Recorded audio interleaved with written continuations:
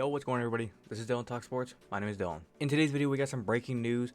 There's a couple players we need to discuss with the Cleveland Browns. We are coming to the final days of where NFL teams need to cut their rosters down to 53 teams, and the Cleveland Browns are making some interesting cuts. Players let go, some players we might not want to let go, but then we also had one interesting thing why I said breaking news.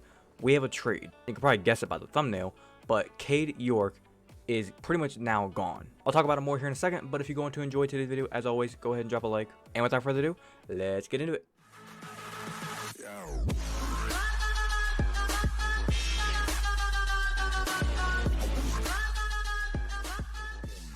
Starting off, we're going to go ahead and go over the breaking news. We have signed a new kicker. I have the draft details pulled up here. The Cleveland Browns have traded a 2025 7th round pick to the Chargers for the kicker, Dustin Hopkins. Now, for those of you who do not know really about Dustin Hopkins, he played with Washington for quite a few years. He had a pretty good, successful career there in Washington and then went to the Chargers, and now is coming to Cleveland. Now, to kind of give him perspective of how good he is, we all know what Cade York was. I'm going to put up his Dustin Hopkins stat line for his career stats on how he did with field goals as I read these. From 20 to 29 yards, he is 53 for 54, obviously close to 100%. From about 30 to 39 yards, 56 of 61. 40 to 49 yards, he's 63 of 77.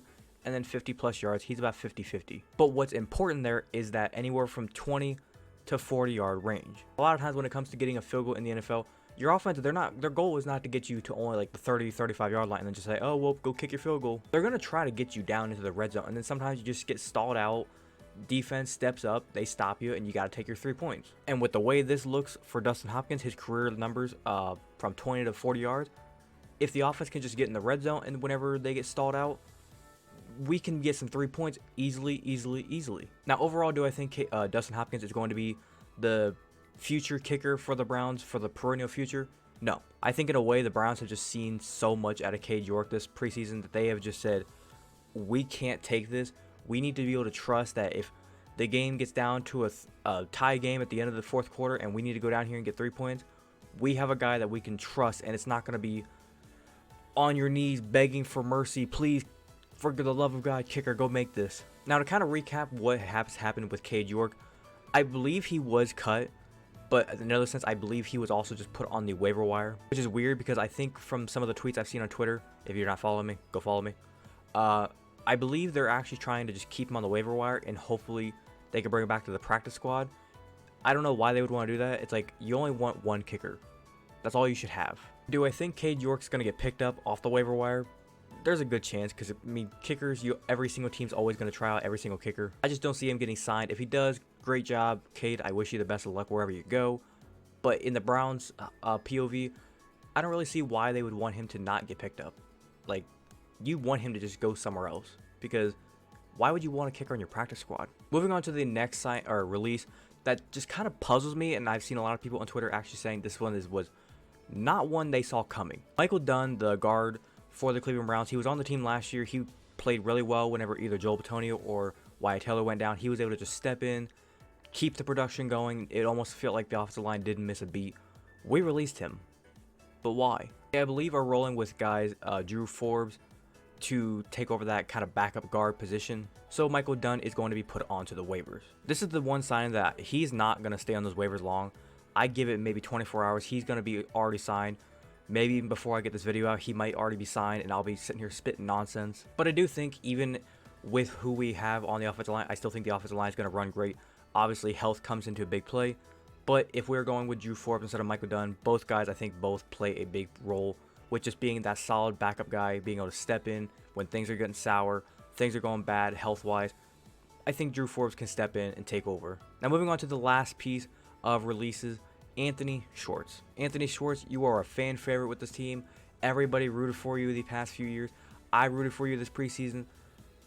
But man, you got brick hands. A little bit of advice, Anthony Shwartz. Get on the ball machine and practice catching the ball, dude. It's like it seems like the dude knows how to run routes. He's got the speed, obviously, already. He knows how to run his routes.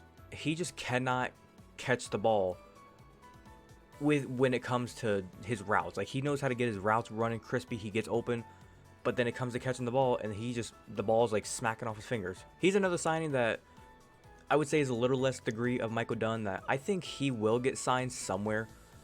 it just kind of comes down to what a team needs. Do they just want a speedy guy that we probably won't throw the ball to him, but it's like, hey, if we can just put him on a streak route, tell him, hey, go run 50 yards. If you're open somehow, we're gonna chuck it to you, and he might get open a few times. And now with how his history went with the Browns, maybe teams will look at it and say, he can't catch for shit.